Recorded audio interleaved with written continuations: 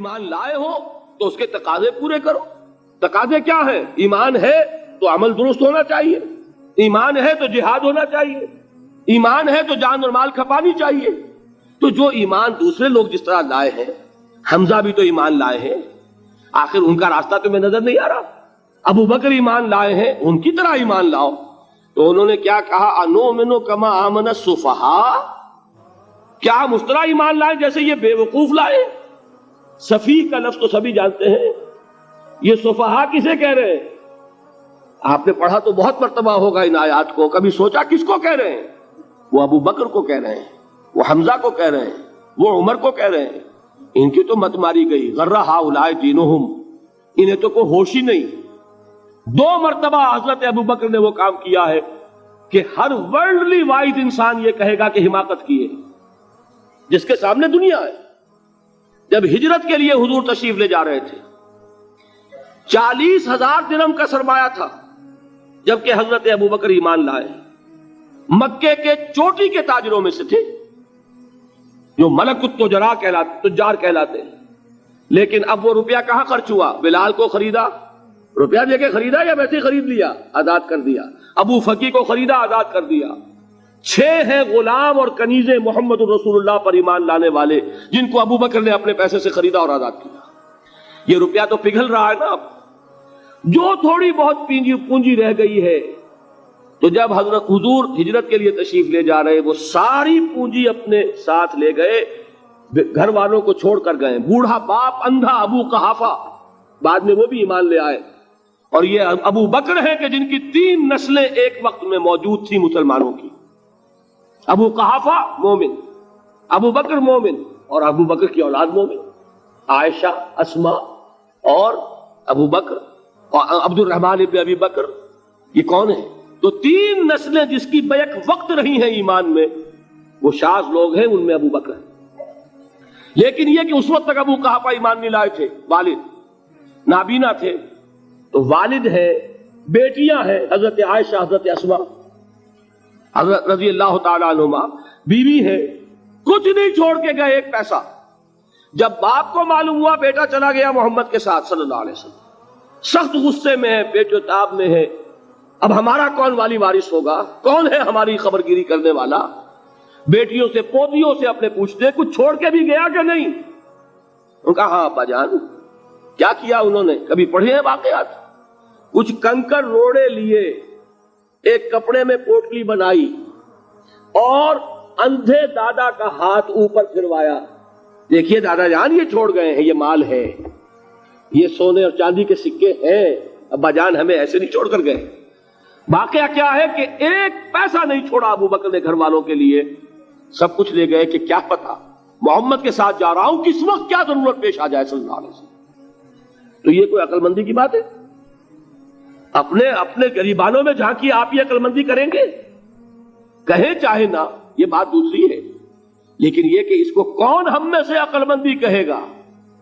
اسی طریقے سے جب غزوہ تبوک کا وقت آیا ہے، وہ واقعہ تو بہت مشہور ہے. حضرت عمر فرماتے ہیں کہ اس زمانے میں میرے پاس اتفاقاً پیسہ بہت تھا. میں نے یہ سوچا دل میں کہ اس مرحلے پر تو میں ابو بکر سے بازی لے جاؤں گا. مسابقت ان میں بھی تھی، لیکن نیکی کی مسابقت، خیر کی مسابقت، انفاق فی سبیل اللہ کی مسابقت. تو میں نے سوچا کہ میں بازی لے جاؤں گا. میں نے کیا کیا؟ کل دولت جو تھی اس کے 2 حصے کیے. ایک حصہ گھر رکھا اور ایک لا کے حضور کی خدمت میں پیش کر دیا. حضور نے پوچھا کہ عمر گھر والوں کے لیے کچھ چھوڑا؟ کہ جی ہاں، نصف کیا میں نے، نصف اللہ کی راہ میں حاضر ہے، نصف چھوڑایا. ٹھیک ہے. اب وہ آئے ابو بکر، پوچھا حضور نے ابو بکر گھر والوں کے لیے کچھ چھوڑا؟ کہ نہیں، صدیق کے لیے ہے خدا کا رسول، بس گھر میں اللہ اور اس کے رسول کے نام کے سوا کچھ نہیں چھوڑا. یہی ہے نا، پروانے کو چراغ ہے، بلبل کو پھول، بس، اور صدیق کے لیے ہے خدا کا رسول، بس، مجھے گھر والوں کے لیے کچھ نہیں چاہیے. یہ کام جو ہے، تو یہ جن کا ہم اس وقت ذکر پڑھ رہے ہیں منافقین، ان کے نزدیک حماقت تھی یا عقل مندی تھی؟ یہ سمجھداری تھی یا بے وقوفی تھی؟ وہ ہے جو بات کہہ رہے ہیں کہ جب ان سے کہا جاتا ہے ایمان لاؤ بھلے لوگوں کی طرح جیسے دوسرے لوگ ایمان لائے ہیں، تو کیا کہتے ہیں؟ انؤمن کما آمن السفہاء الا انہم هم السفہاء ولکن لا یعلمون. آگاہ ہو جاؤ، اصل احمق یہ ہے، اصل بے وقوف یہ ہے، انہیں نہیں پتا کہ حقیقت کیا ہے، نفع کیا ہے، نقصان کیا ہے. وہ جو بات میں نے سورۃ العصر میں بیان کی تھی، والعصر ان الانسان لفی خسر الا الذین آمنوا وعملوا الصالحات وتواصوا بالحق وتواصوا بالصبر. جس کے ذہن اور قلب پر یہ صورت کندہ ہو جائے گی، اس کے نزدیک عقل مندی یہ ہے کہ سب کچھ اللہ کی راہ میں لگا دو. جس کے دل میں یہ بات بیٹھی نہیں، اس کے لیے عقل مندی یہ ہے کہ بچا بچا کر رکھو، چھپا چھپا کر رکھو، سنبھال سنبھال کر رکھو. عقل مندی کا اس میں تقاضا کچھ اور ہے، اس میں تقاضا کچھ اور. لیکن یہاں بھی فرمایا وَلَٰكِن لَا يَعْلَمُونَ، انہیں ابھی علم نہیں ہے اس کا. اس سے پہلی آیت میں بھی فرمایا وَلَٰكِن لَا يَشْعُرُونَ، انہیں شعور نہیں ہے. دیکھیے میں آپ کو بتا رہا تھا یہ وہ غیر شعوری نفاق ہے، یہ بڑھتا چلا جا رہا ہے. پہلے جھوٹا بہانہ تھا، پھر جھوٹی قسمیں ہوئیں، پھر دشمنی ہو گئی صادق الایمان جو جان اور مال لگا رہے ہیں، نچھاور کر رہے ہیں پروانہ وار اللہ پر، اللہ کے دین کے اوپر نثار کر رہے ہیں اپنے آپ کو. ان سے عداوت، ان سے دشمنی، ان کا بغض، یہ تھرڈ سٹیج تک پہنچ گئے. اب بھی وہ اپنے آپ کو منافق نہیں سمجھتے، وہ سمجھتے عقل مند تو ہمیں، یہ تو بے وقوف ہے. ہم ہیں اصل میں بھائی، سمجھ کے چلنا چاہیے، تیل دیکھنی چاہیے، تیل کی دھار دیکھنی چاہیے، دائیں بائیں دیکھنا چاہیے، حفاظت کا بھی خیال ہونا چاہیے. یہ ساری چیزیں تو عقل مندی ہے نا دنیا کے اعتبار سے. تو وہ تو انہیں بے وقوف سمجھ رہے ہیں، اپنے آپ کو منافق کہاں سمجھیں گے؟ چاہیے ٹھیک ہے بھائی، دین بھی چاہیے لیکن دنیا کی فکر بھی چاہیے کہ نہیں؟ یہ آپ کہتے ہیں کہ نہیں کہتے؟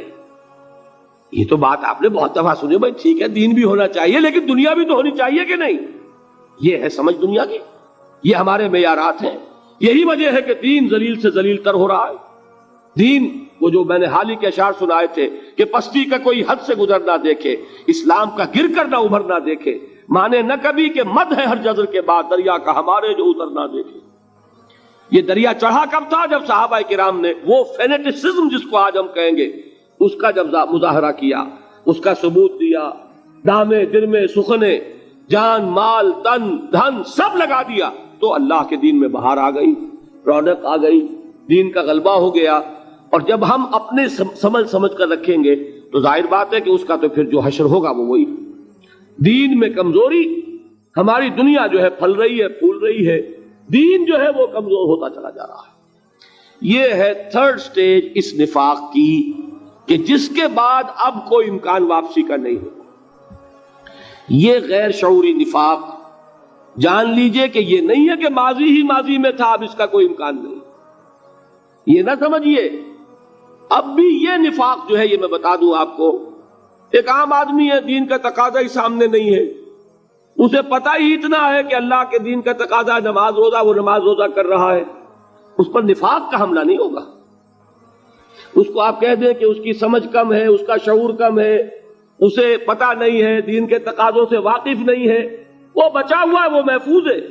وہ جو میں نے آپ سے کہا تھا پرسوں، اور ایک صاحب نے جواب دیا مجھے بعد میں کہ آج آپ نے جو بات کہی ہے تو کل لوگ کم آئیں گے. آپ نے ڈرا دیا کہ یہ جو تقاضے دین کے سامنے آ رہے ہیں تو اس سے ذمہ داری بڑھ رہی ہے.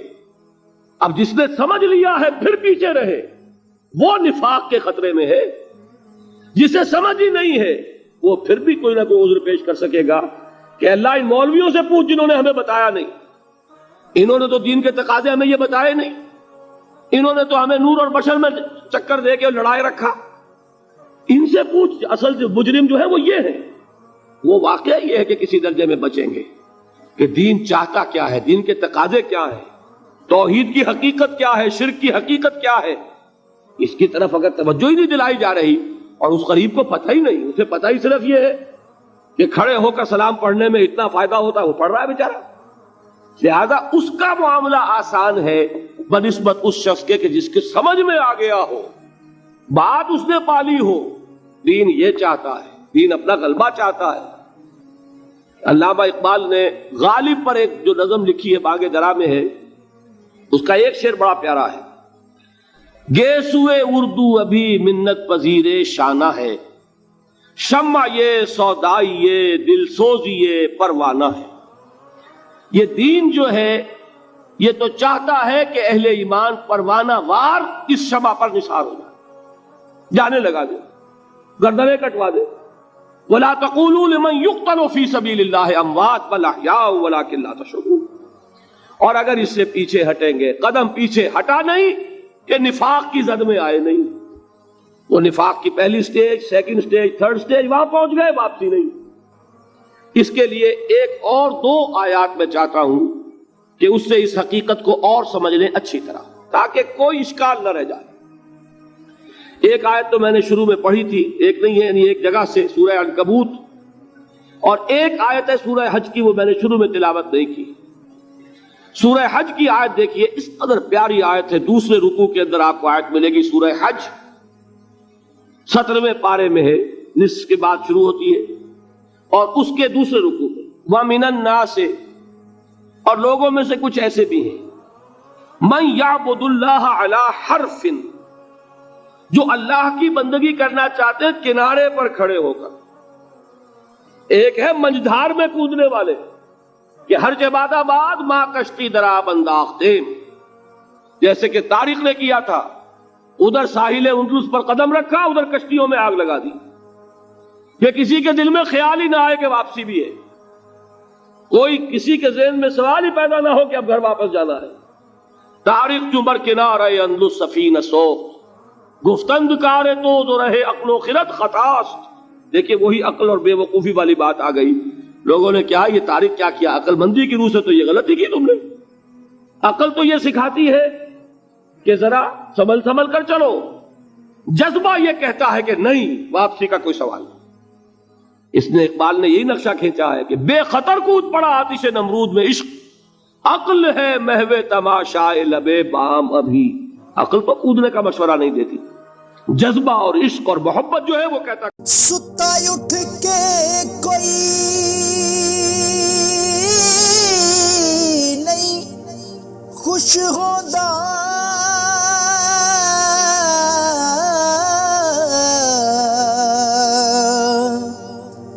بڑے ستے جگا کے میں ویکھیا